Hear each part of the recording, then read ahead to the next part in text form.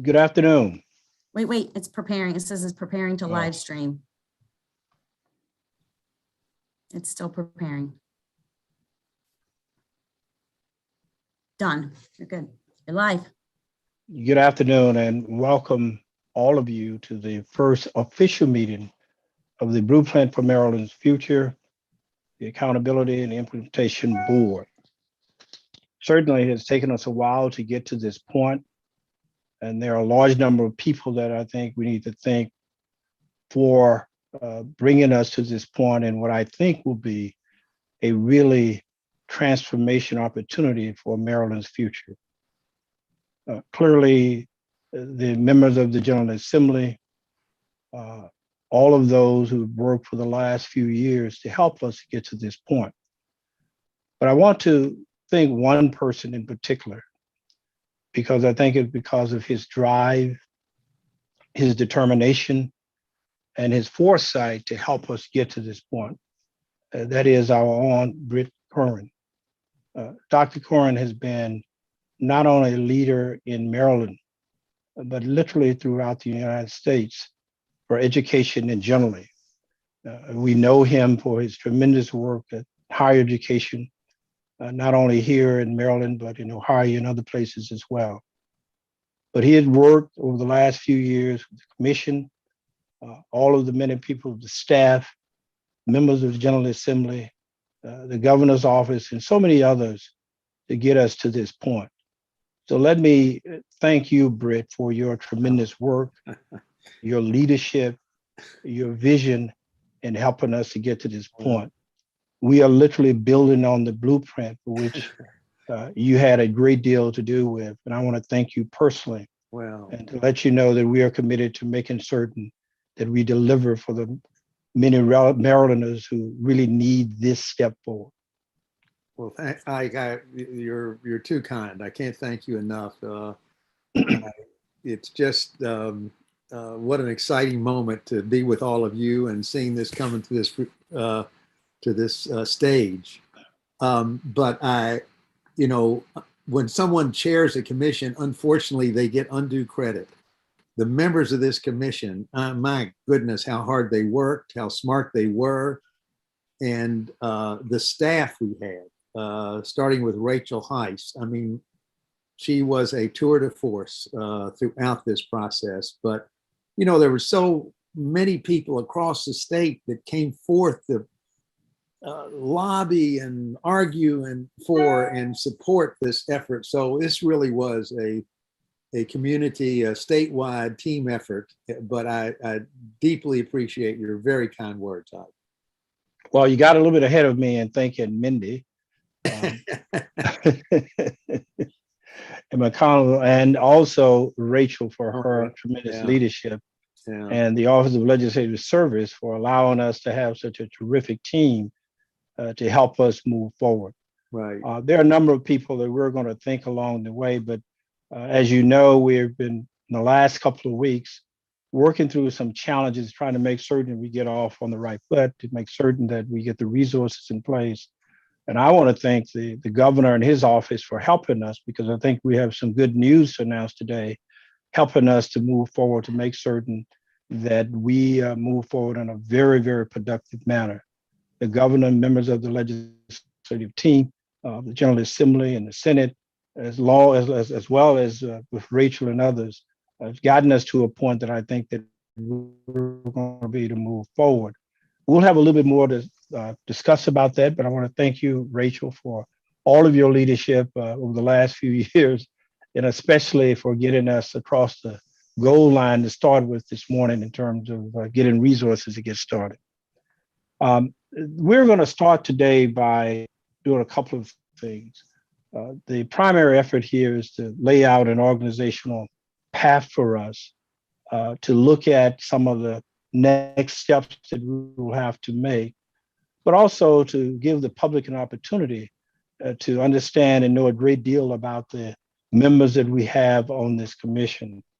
And so I'm going to give each commissioner probably about 5 minutes to do a couple of things. One, to introduce yourself, to let the public know generally your background, what you bring to this board, and also what you expect to be able to accomplish in terms of the work ahead. So I'm going to start off, I'm going in alphabetical order. The first person I think is Dr. Doss. So Dr. Doss, if you take about 5 minutes to just give a little bit of an overview about yourself and the work you hope to accomplish on this board. Hey, thank you so much, Mr. Chairman. I am excited for the opportunity to be here today for the first meeting. I'm going to start from the beginning. I am a native of Pittsburgh, Pennsylvania.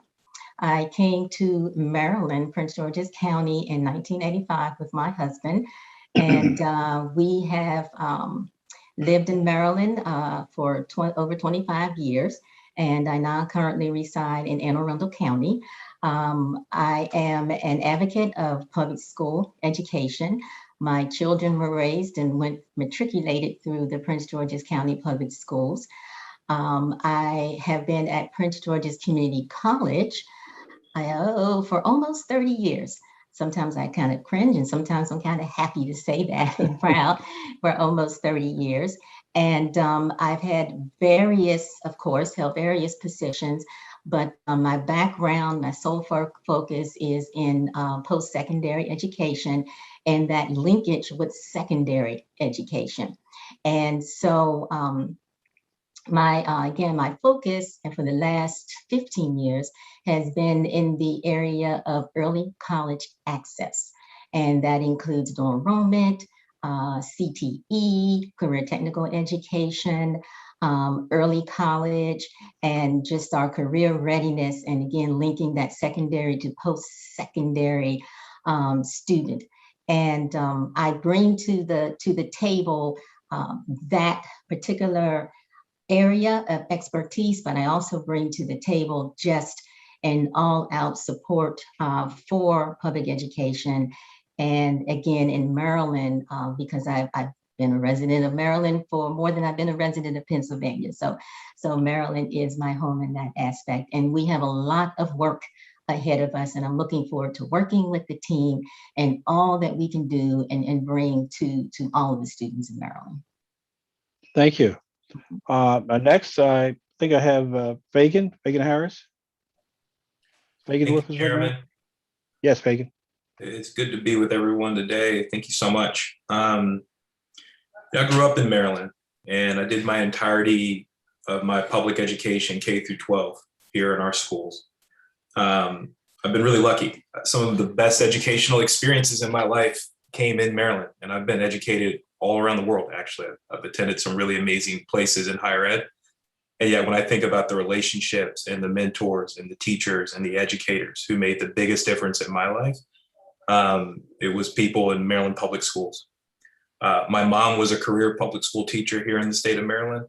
I have many, many vivid memories of her grading papers late in the night and getting up early, obviously, to get us boys out of the house and for her to get back into the classroom. And so I have a keen appreciation of both how big and large and diverse our state is, and also how hard our teachers and our educators work to support our kids. I have lived it personally, and I've seen it up close in my work in Baltimore City, running a workforce development organization there. We don't have a better ally in the workforce system than our public schools. They do so much to prepare our kids for career, whether that's a vocational track or whether that's higher education, whether that's just being a good citizen and an engaged resident and paying attention to what's going on in our local communities. The schools lay the foundation. The schools absolutely lay the foundation. And I'm so inspired by the charter of this committee because it's about honoring the very incredible teacher corps we have here in the state, the diverse and beautiful communities that get educated through our schools, by investing in both the students and the teachers to raise the level of quality of education that our kids experience here in Maryland. I know how important that is. And I've been in public classrooms that have succeeded wildly and have over-delivered for young people like myself. And I've seen classrooms that have fallen short. And those young people, particularly these high-need districts, struggle and need more. And so I'm excited to be here. I'm honored to be working alongside all of you and excited to roll up our sleeves and get to work. We've got a lot to do. Thank you very much. Next, Britt. I Okay. talked a little bit about you a few minutes ago, but I'm going to give you 5 minutes so to. Well, I'll back try to and fill shorten in that a more. little bit, Ike, but yes, I'm my degree. I got a PhD in mathematics at Rutgers University and joined the University of Maryland faculty in 1964, way before most of you were born. But I served on the faculty there at the University of Maryland for 34 years. The last 10 years of that time, from 1988 to 98, I was president of the university. I then went to Ohio State, where I served as president of that institution. I came back to Maryland in 2002 and served for 13 years as chancellor of the University of Maryland system, and stepped down in 2015. Shortly thereafter, I got a call to do a one-year duty as chair of the Commission on Innovation and Excellence, which turned out to be a 3-year assignment, bringing the commission report to the fore with a total new funding formula for our state, and proposing an increased investment of over $4 billion once the 10-year plan is fully implemented. I've said on past occasions, and I repeat today, that this over a long career in education, I think the work of this commission is the most important thing I've ever done in my life. And I think we have most important thing I've ever worked on in my life. And I think we have incredible opportunity in Maryland to raise significantly the quality of education in our state. And, you know, it's not too aspirational to say we could build the best system of education in the United States, one of the best in the world. But so much is going to fall to this particular body to ensure that the good ideas that the General Assembly has passed, the funding, et cetera, is faithfully and rigorously implemented. If that happens, what a difference it's going to make for our state. So I'm very, very honored and excited to be able to work on this phase of the Blueprint for Excellence. And I know a good bit, but I haven't met the rest of you. Oh, Ike and I go way back. We're buddies from long ago, but I've heard such good things about everybody on the commission, how dedicated you are, how talented you are, and I'm just so excited to have this opportunity to work with you. Okay, the next is Jennifer Lynch. Thank you, Britt. Hi, I'm Jennifer Lynch. I am currently the Director of Educational Partnership for Baltimore County Government. I, like Fagan, also come from a full family of educators. My parents were teachers, counselors, administrators, moved through the system. Many of my larger families are also educators. I have a long history myself in education. I've served as an in-school suspension teacher and a coach at a high school level, as a school psychologist, as an administrator, now as the Director of Educational Partnership. I have my doctorate in educational policy and ed leadership from the University of Maryland. So I feel just very, very lucky to be part of this team and to be able to lend both my experience both in the schoolhouse as well as you know, sort of my own educational pathway to support the larger mission of this team. I'm also invested as a community member and a parent. I'm a parent of 5 children, some who have already gone all the way through and are in college, some who are just starting and in kindergarten. So certainly education is personal for me as well as a professional passion. I agree. I think that this legislation has the opportunity to really transform education in Maryland, and how it comes off of the paper into implementation is the really difficult work of this commission and this board. And I think that is what I am looking forward to the most, is to doing the hard work to make sure the intent is actually carried out in implementation. Thank you. Joseph Manko, Joe? Thanks so much, Chairperson Leggett. My name is Joseph Manko. I am originally from California, but Maryland has been my home for going on 19 years. I came to Baltimore in 2002 as a teacher through Teach for America. I taught for 7 years and started in 6th and 7th grade social studies, and also taught language arts, and ultimately taught technology. I became national board certified through the process of my teaching.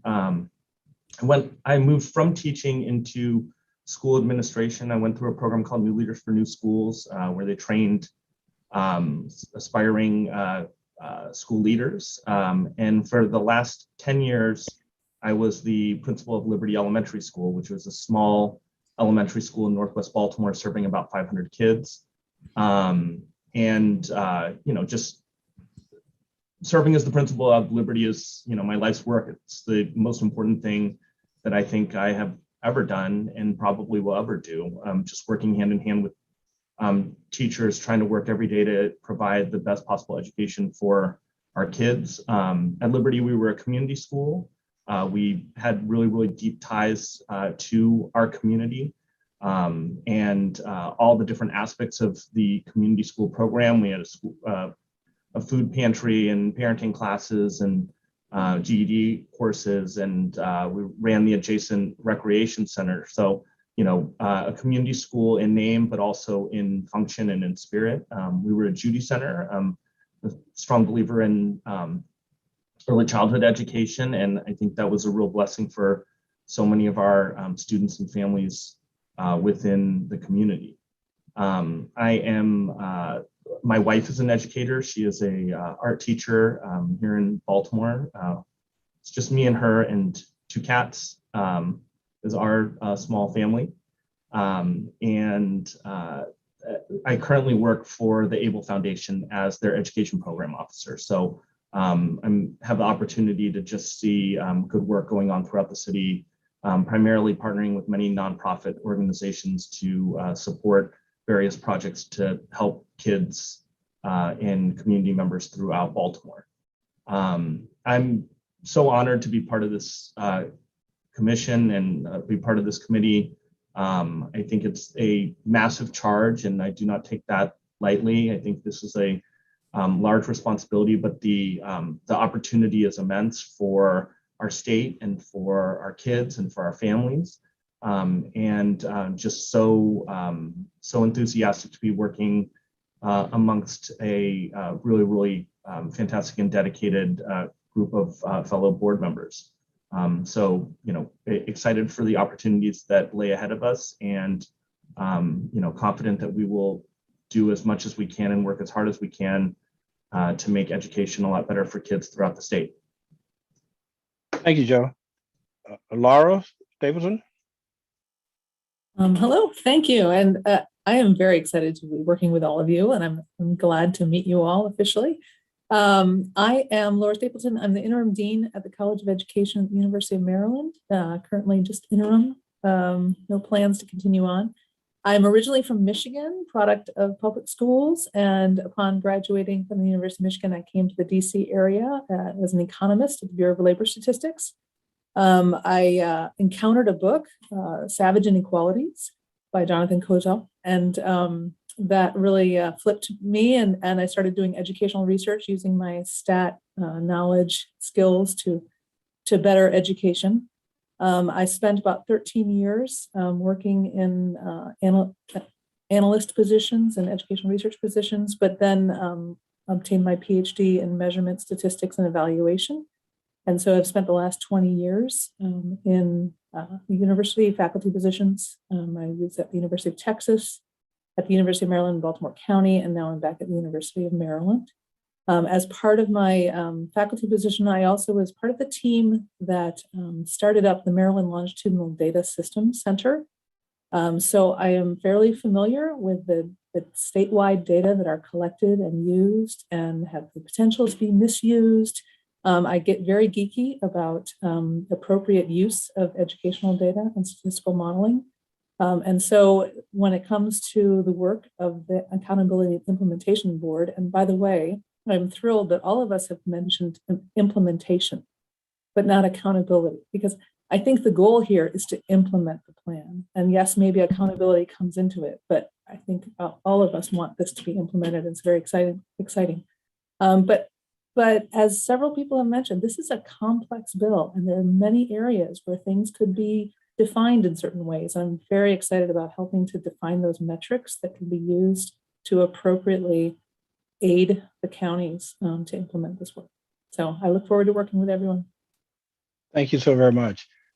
I'm going to deviate for just 1 second because we've mentioned her name several times, and she's been such an integral part of bringing us to this point. And the public has heard her name because we mentioned it so frequently. I'm going to ask Rachel to say just a few words about her background. She has served as a linchpin for so much of what we've accomplished so far. So Rachel, let's put a face and identity to all the great work that you've done. Are you there? Yes, I'm here. Yes, sure. Wasn't expecting this, but happy to say hello to everyone. I'm Rachel Heiss with the Department of Legislative Services, which is the nonpartisan staffing agency to the General Assembly. I have worked with them since 1993 in a variety of roles and have been focused on education for almost all of that time, since the mid 90s. And I think my first exposure to education policy in the state when I staffed the House Appropriations Committee with Delegate Howard Pete Rawlings. And we did this little thing called the Baltimore City State Partnership legislation around adequate funding for Baltimore City Public Schools. And I was kind of hooked from that point on. My mother actually was a local school board member for many, many years. While I was growing up in Columbus, Ohio. So I'm from Ohio, but I've been in Maryland for 28 years now, and have worked on many, many, many education initiatives. But I can definitely agree with Dr. Kerwin that I think the Commission on Innovation and Excellence in Education was by far the heaviest lift, and arguably the most important. I'm very passionate about it being implemented with fidelity. And I will say the accountability word, holding everyone accountable for implementing it with fidelity. Thank you. Let me say just a few words about myself. Recently, I was interviewed by someone who remarked on the following things about myself. First, I serve as member of the Board of Regents for the University of Maryland system, the Board of Advisors for University of Shady Grove, and a number of other boards and commissions that in some way have education or helping those who are vulnerable throughout our state. And the person remarked and said, well, I am delighted to see that you are going back to your first love, which is education. And my remark was, I never left. Despite the fact that I served as a member of the Montgomery County Council for 16 years, as county executive of Montgomery County for 12 years. Most people probably have forgotten that my real occupation per se is in higher education. I've served as a member of the Howard University Law School faculty, associate dean of Howard University Law School for many years. And I served while on the council as a part of the educational committee, which oversees one of the larger budgets and one of the strongest educational system in our entire state. But I am reminded of a comment, at least I attribute it to the late Hubert Humphrey, who said, you measure a society on three things: how you treat those in the dawn of life, how you treat those in the twilight of life, and how you treat those in the shadows of life. Education in all of its aspects, in all of its finest attributes positively impacts all of those. Whether we're talking about our young kids in K through 12, the adults who need education, how we respond to those who have special needs in our educational system. And I'm guided by that. And that's my real passion. I see this work, I see the opportunity, as Britt has said, to push Maryland forward as one of the best in the entire nation. Given the resources that our General Assembly has provided, given the leadership that we have around this state, from the governor right on down to every member of our General Assembly, and given the people who are on this board and what is expected of us, we have that opportunity. And I think that we can and we will deliver. I am very optimistic. You're going to have to go a long ways and come into the conclusion that we cannot accomplish this. And I am in the forefront of all of those things that will help us to move forward. So again, I want to thank all of you for your participation. I want to thank the public for its willingness to help provide the resources that come from a variety of sources throughout our state. I'm confident that we will be able to deliver. This meeting today is the first step for the public to get a sense of the people who will be working in order to deliver this. And I took this opportunity today to formally introduce everyone, because I believe our best work is that we are the referees, we are the umpires, we are the people who are calling the balls and strikes in so many ways, not those who would actually deliver the services. Those are the teachers, the parents, the administrators. And I think that we make a mistake if we assume that this board and other boards similar to this, when it's about the board or about us. This is our opportunity to be the referees, the umpires, to call the balls and strikes, to get it right, to hold us all accountable for what our public demands and needs. So with that, we'll get on to some of the other things that we need to accomplish for the day, unless there are some additional words that someone would like to add from the overview that we've just gone through. So this is an opportunity to do so if you want to add any additional comments. I would like to say something. Sorry. My daughter would be upset if I didn't let you know that I had a 7th grader at Tacoma Park Middle School. Yes, and I have a grandkid in the public system here in Montgomery County as well. Thank you. Part of today is about our organizational structure.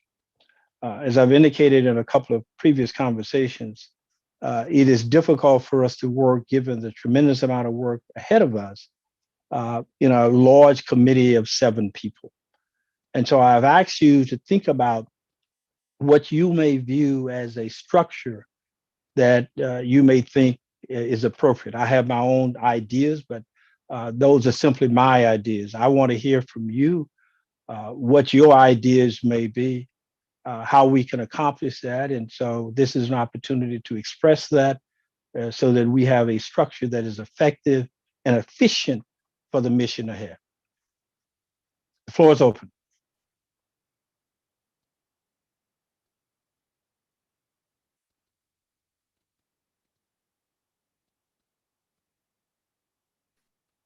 Well, I hate as the chair to throw my ideas out first, but if I'm the only one with an idea, I would do so. But anyone else want to go first, you may do so. So I just say a word about what, when you say structure, do you mean Organizational structure, committees, organizational structure? number of committees, the types of committees, I those see. kinds of things. Yeah. But first, let me start off by, okay, if you want to go, let me start off. Say, Yeah. I mean, one thought I have, obviously I want to hear what others have to say and could easily follow in line with other suggestions. But I was just wondering if at this stage, it might not be better to operate as a committee of the whole until we get a little better understanding of issues are that we need to address and what timeframes they need to be addressed. but I mean, I just throw that out as an idea and think about whether or not we need to break into committees when we're a little better informed about the work ahead. But that's just one idea. I'm obviously open to any other suggestions that people might have. Well, unfortunately, we will have to work in the near future as a committee of the whole because there are some structural things that we need to do together.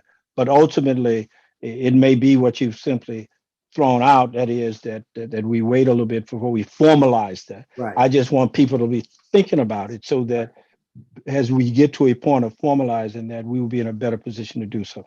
Right. Well, here's what I think I mentioned a little bit earlier. I would want you not today, but to think about having a vice chair at some point that we can have to act as in that role. I would think that we should have some type of an executive committee that we can act quickly depending upon circumstances and conditions that exist. And a committee structure that could take a variety of formats. One of the things that I noted, for example, that there are 5 general areas that the commission looked at, and they are all areas that really requires a great deal of time and attention. If we're not organized in committees per se to look at those individual areas, I would hope that we will have individual board members who would have as a lead to one of those 5 areas so that we are connecting them in a way that overlaps all of the things that we'll be doing so that no one particular area is left behind.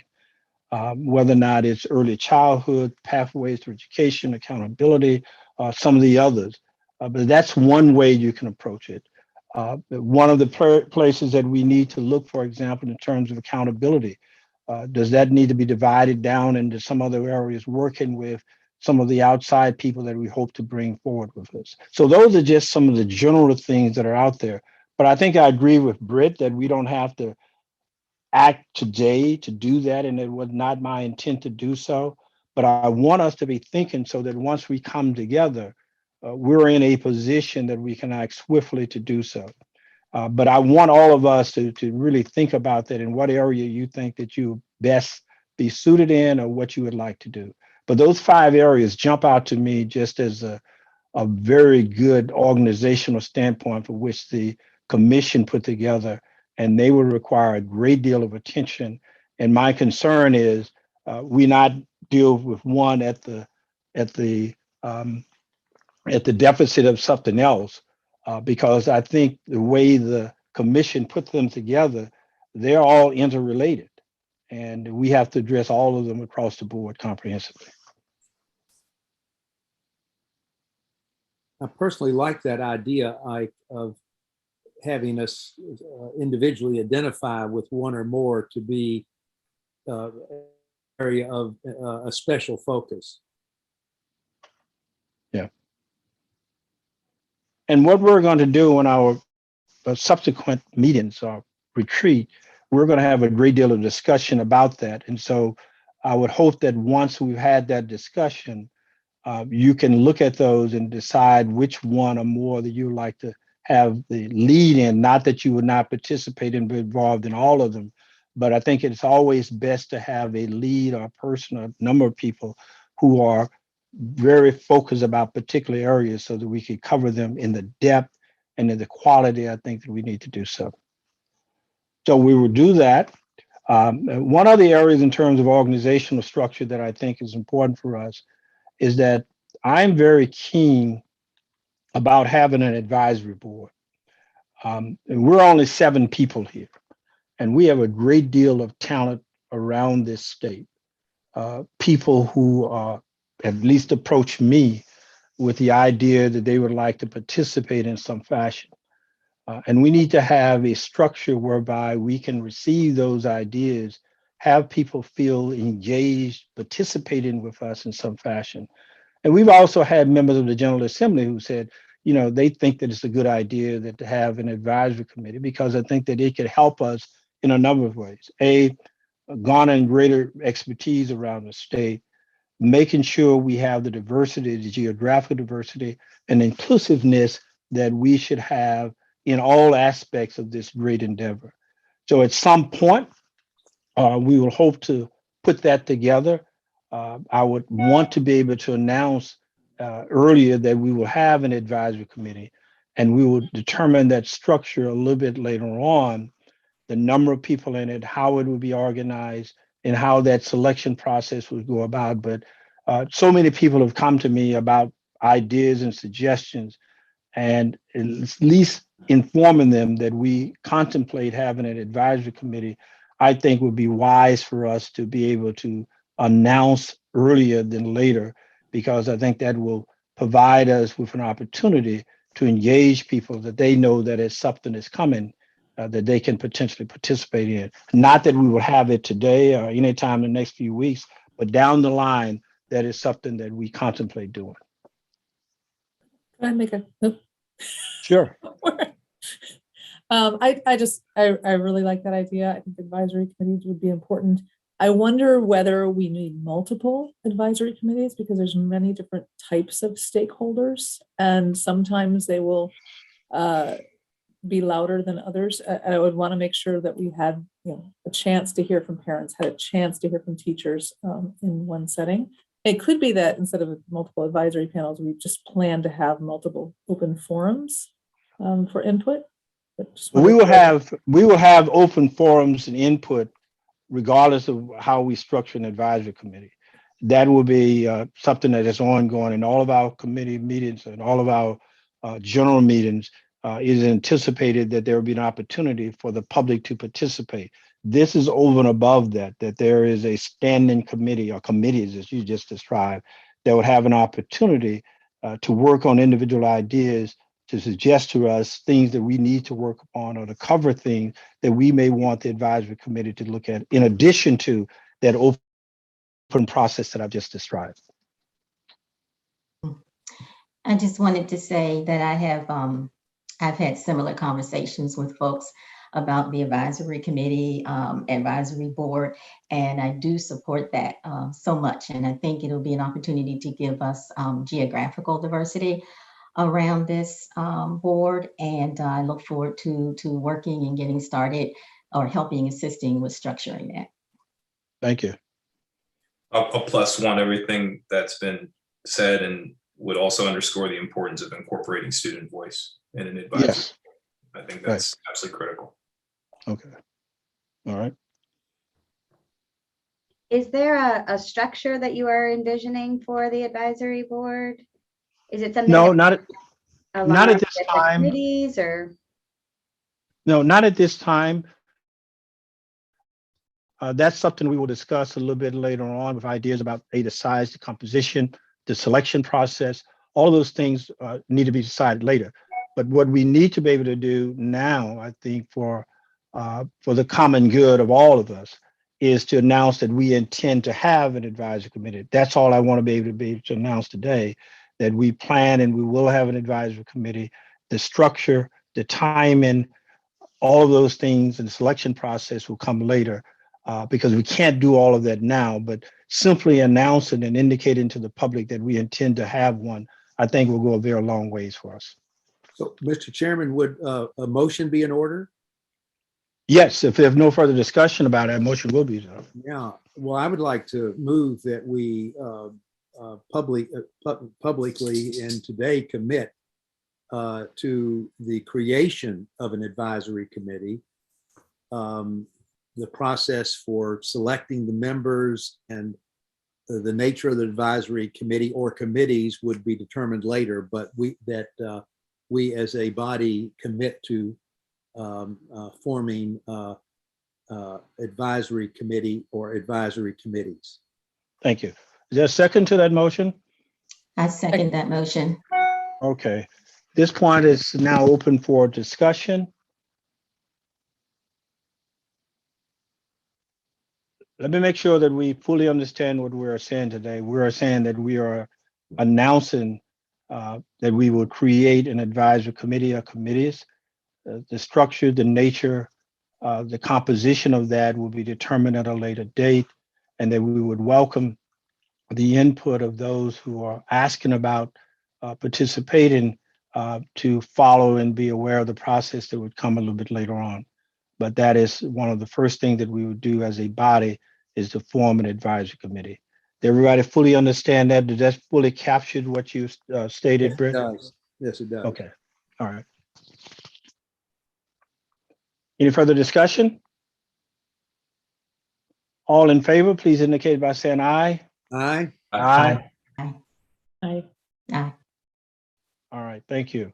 I'm now going to turn to Rachel for a couple of things that I think we need to go through in terms of dates, times, challenges we have with the original intent of the legislation, and how we intend to probably move forward given the fact that we will not meet some of the earlier dates that are listed in the legislative proceedings thus far. Are you there, Rachel? Can you I make some am comments about here. that? Sure. Before we move on to that, I did want to mention in the statute, the Accountability and Implementation Board is subject to the Open Meetings Act, the Public Information Act, and the Public Ethics Law. And regarding the Open Meetings Act, there is a requirement that one Oh, yeah. of the board be designated to take the training, the open meetings training, and be present at the public meetings. And so at this meeting, you need to designate someone. It is virtual training. It's about an hour.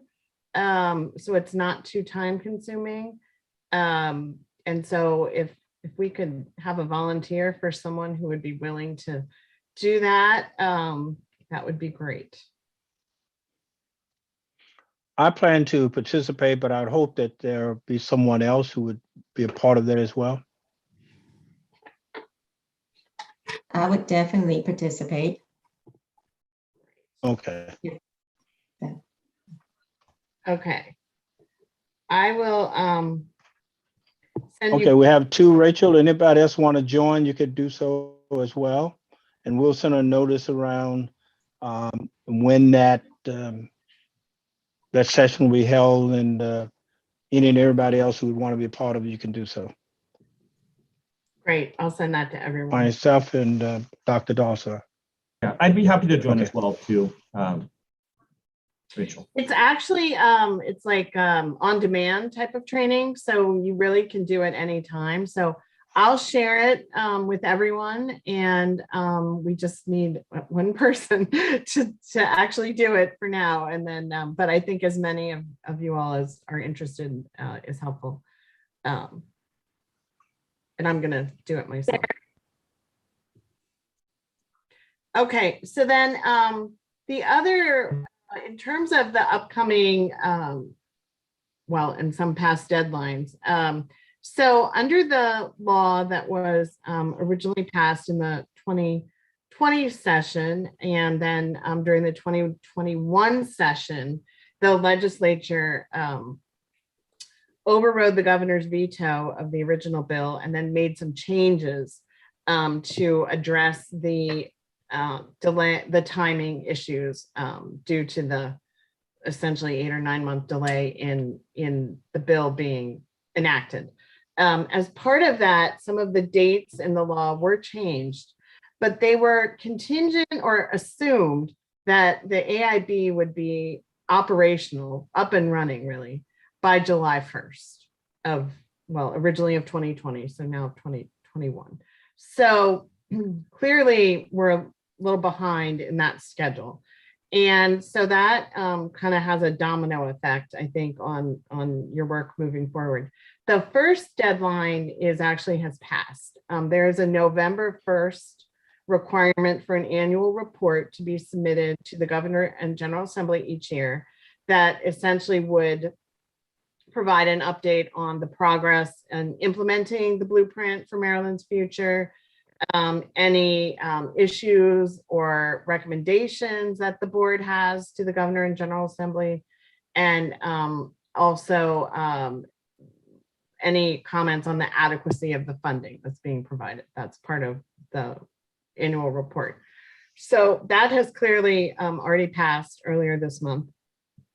And then the very big looming deadline is the comprehensive implementation plan, which is sort of the master implementation guidance for the state, for the blueprint, is supposed to be adopted by the AIB, as in sort of final form, by February 15th of 2022. So that's just a few months away. And then once the way the statute laid it out, once the AIB adopts the comprehensive implementation plan, then the other entities, the local school systems, of course, but there are other state entities and agencies involved in implementing various parts of the blueprint. They also then need to start working on their individual implementation plans to be submitted to the AIB. Those are currently supposed to be submitted June 15th of 2022. And then there's an intermediary step there for the local school systems. The State Department of Education has a role in, they will be, and the state board will be recommending to the AIB whether a local school systems plan should be approved or not. And the criteria that MSDE and the state board plan to use to make that determination is actually has to be submitted to the AIB for approval. And that deadline is April 1st of 2022. So the big deadlines, February 15th for the AIB to complete the implementation plan, the statewide implementation plan, and then June 15th for all of the entities in the state to submit their plans for the AIB to begin reviewing those. This challenge of just pure timing is also made slightly more difficult by currently there is funding is provided in the law for the AIB. So under the law, the AIB has an operating budget of at least $1.8 million per year. And then for the first 3 years, there's an additional $3 million to help provide technical assistance to the school systems and other entities as they're working on their implementation plans and starting to implement them. As of now, the funding for the AIB is not actually in the budget yet. And the full amount of the $4.8 million at this point is not going to be available until the end of the fiscal year. But we have been working on a solution. And I think that there is going to be some revenues that will be coming available through the sports betting law that will provide some revenues for the AIB to begin to get up and running during the current fiscal year.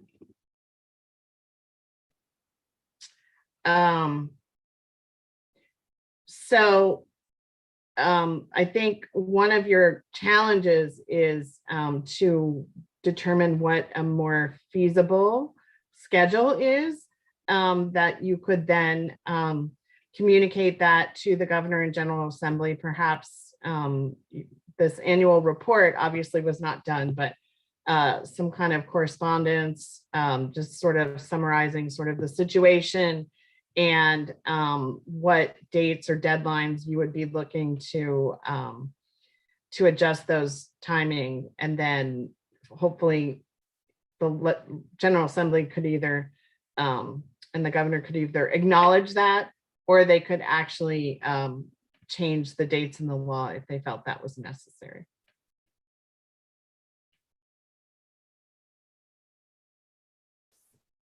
Mr. Chair, you're on mute. We have a little bit of a communication challenge here because there are people in the community who are under the false assumption that we've been up and operating since last July, when there was the first announcement about the composition of the board. And we have those dates that are clearly indicated in law. And so unless we communicate in some form or fashion to indicate either that we have not been operating, and B, we will intend to adjust those dates, that communication will be false in the minds of a large number of people.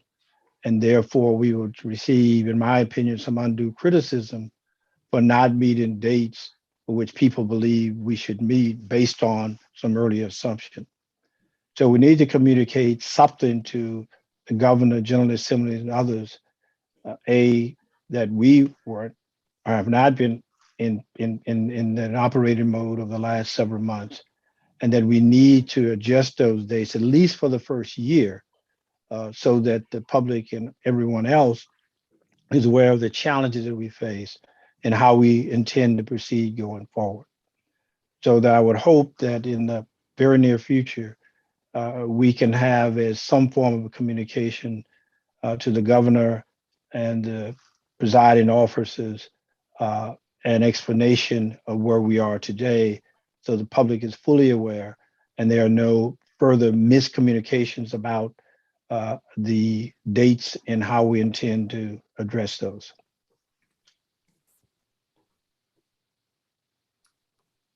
So that is something that I would hope that if it's okay with you, we will put together a letter basically indicating the factual circumstances we find ourselves today, so that the public and the leaders are aware of where we stand today.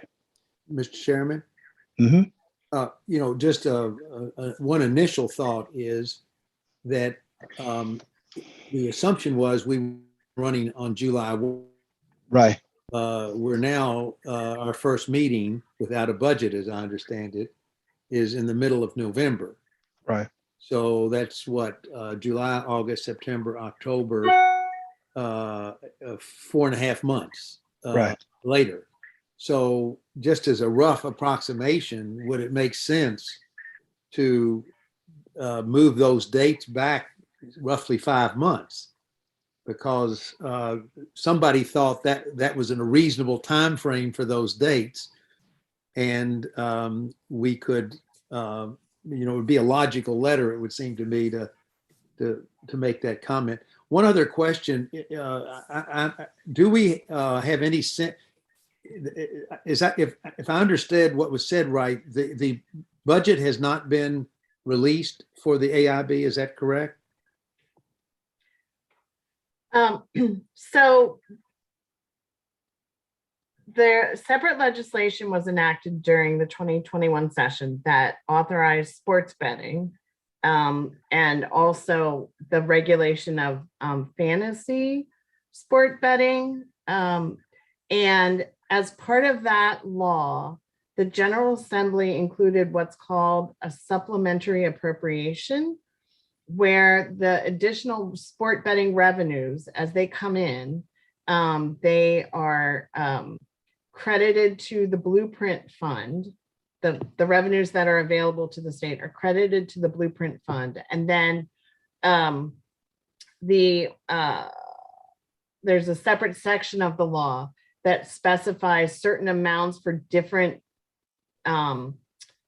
programs within the Blueprint to get them start to get them funding to get up and running in fiscal 22. And and they go in priority order. And the first item is the Accountability and Implementation Board for that $4.8 million.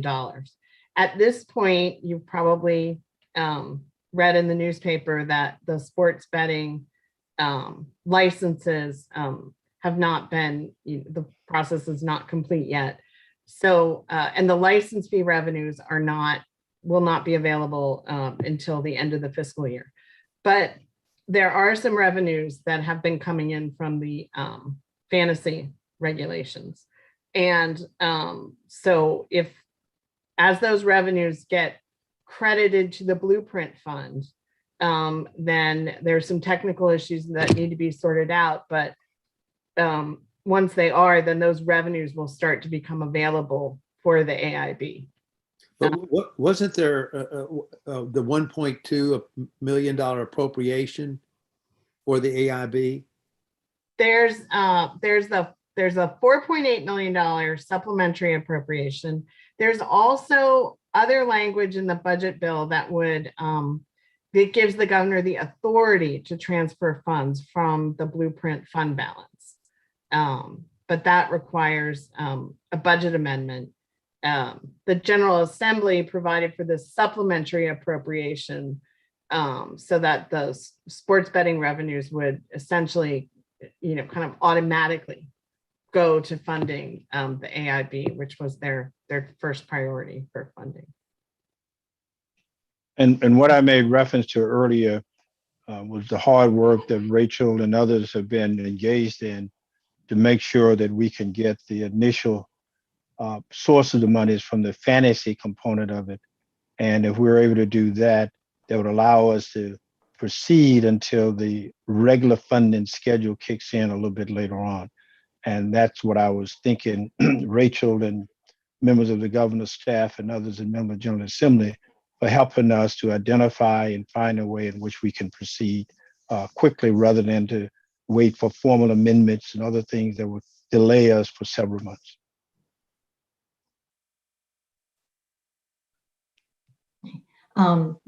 I'll just go ahead, just to understand the bringing on of our staff is contingent upon the revenues of the sports betting and so forth. Is that tied to it? Yeah, we will have a discussion about that a little bit later on, but that's the potential, Dr. Doss, potential hiccup for us if we don't get resolved, and hopefully I'm under this optimistic assumption we can get resolved, at least to start. Jennifer, did you want to? Okay, I was just going to caution, I worry about suggesting a delay in the deadlines of exactly the time between July 1 and now. If we don't have access to funds, I would be much more comfortable suggesting a delay conditional on the timing of receiving funds, because the comprehensive plan has to be approved, really. I mean, the director has to have buy-in. Whoever we're hiring as the executive director needs to really buy into that comprehensive plan. And the school district shouldn't have to come up with their plans without having some technical assistance. So I would really worry about just throwing out a date. I think that's a good point, and thank you for that. But I think the correspondent that we would have would make that condition upon having the resources and staff and others available in order to accomplish what the original intent of the legislation was about. But thank you for pointing that out. But that was my intent all along, to make sure that we stated in such a fashion. Yeah, I shared the concern of the original timeline. I think it seems ambitious to begin with, especially if we're talking about selecting advisory boards that we would like to have some input in any sort of way. That takes some time. Theoretically, the idea of having a plan up and running by June, I think for LEAs is beneficial because they do a lot of their planning and their work over the summer. And so that timing is certainly beneficial, I think, to local school systems. I think it would be ambitious for us. And then my other caution is that there was only 4 months allowed between our plan and the submission of LEA plans. And just sort of knowing that most LEAs have to go through a process to not only create that plan, but then to put it through their board for approval as well. That sometimes that's a month in and of itself. And so 4 months to digest what we've put out, create their own plan, and then have it be approved by their board might be a tight turnaround time. So I think my initial thoughts are the same of it should be conditional, and while June is probably beneficial, I think it's ambitious. And I would suggest a greater 5 to 6 month gap between our release and then the final submission back from LEAs.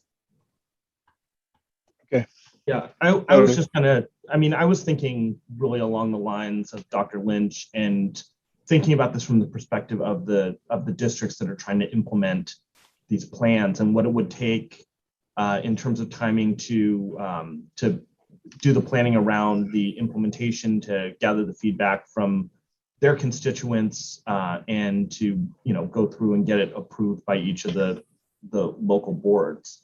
And I know the timing overall may not be our friend with this, but in my experience, typically if you want to implement something in the school, it's something that is planned thoroughly, prior to the summer, and then you go through and suss out all the details over the course of the summer for a launch in the fall of the school year. So, I guess part of this would be maybe backwards mapping in terms of if the goal is to have something implemented at the beginning of the school year, then where would we have to go through and get plans submitted by the local LEAs, and how much lead time would we need to give them as an AIB in terms of formulating the comprehensive plans?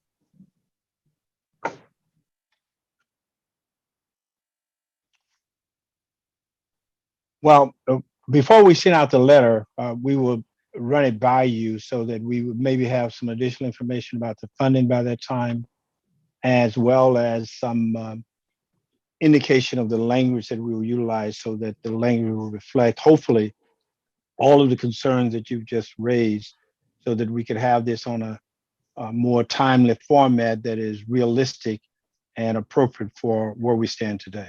But that is subject to change as we go forward. Sounds good. Okay. All right. I think at this point in time, unless there's something additional for our open session that I have not covered or failed to mention thus far, Rachel, I want to move into an executive session at this point in time. And there's a process we have to follow. And I'm going to read a statement that we have to incorporate in our minutes in order to move into an executive session. In accordance with Section 305B1 of the General Provision Article, the Accountability and Implementation Board will go into exec session only to discuss personnel matters that affect one or more specific individuals. That is the statement I'm reading according to state law, and that must be read in order for us to move into executive session. So I think we need a motion at this point in time to adjourn and to go into an executive session. So moved. Removed, there's second, removed and second that we go into executive session. All in favor indicate by saying aye. Aye. Aye. That's unanimous. Thank you. I think we have to now remove ourselves from the public feed, and when you give me an indication where that part, let me know.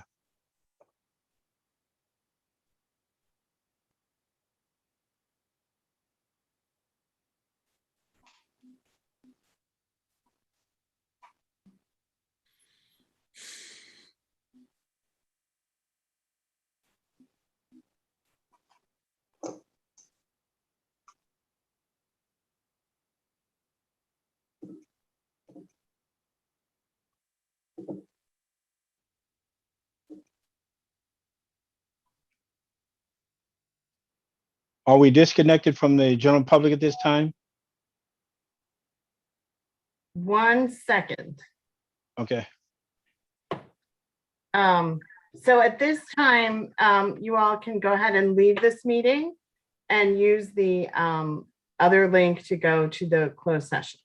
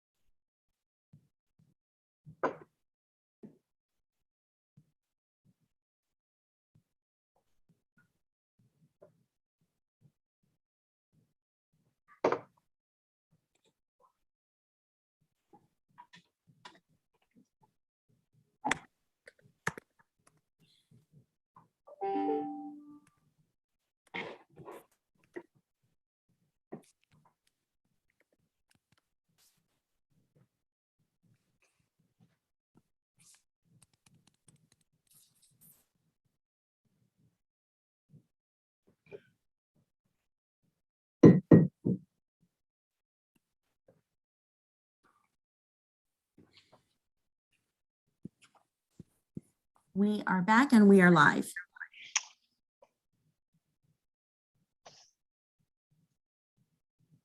So, Mr. Chairman, whenever you're ready. Yeah. Okay. Thank you so very much. We've concluded our closed session. We're back now, our public session. We've covered today a number of items related to organizational efforts, the timing, financial challenges we face, and how we are to proceed going forward. I want to thank all of the members of the board today for their diligence, their participation, and hard work in getting us to this point. The members of the General Assembly, the Governor's Office, and others for helping us to hopefully resolve some of the financial challenges that we have going forward. We have a number of dates, I think, available for us for a retreat or extra sessions. And if we want to go back, I think we've settled on the 29th. Am I correct about that? And just an explanation of the time and follow-up meetings that we may have. Is Rachel available to comment on that at this point? Yes, Mr. Chair. So the next meeting will be November 29th, beginning at 1 p.m.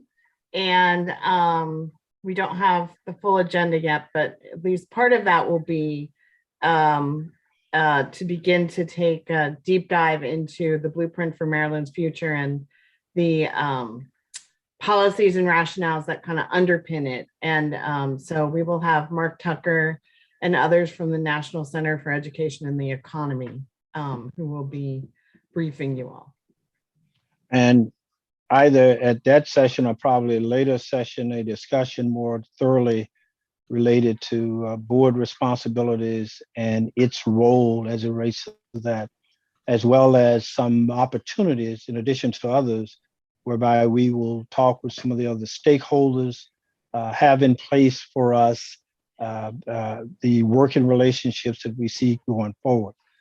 We anticipate just simply announcing today that we will have advisory committee or committees, and we would outline that process in the foreseeable future about how people can apply and the number of people that we ultimately will select or committees that will be selected in order to provide us with some ongoing feedback. That is different from our ongoing process of having meetings that will be open and that will be available for public discussion, that people can have an opportunity to just discuss matters directly with the board itself. So that is not the only format, but the general public will be allowed to participate in all of the ongoing public meetings. Anything else that we need to cover for the day by the board? Anything else you want to add, Britt, or some of the others before we conclude?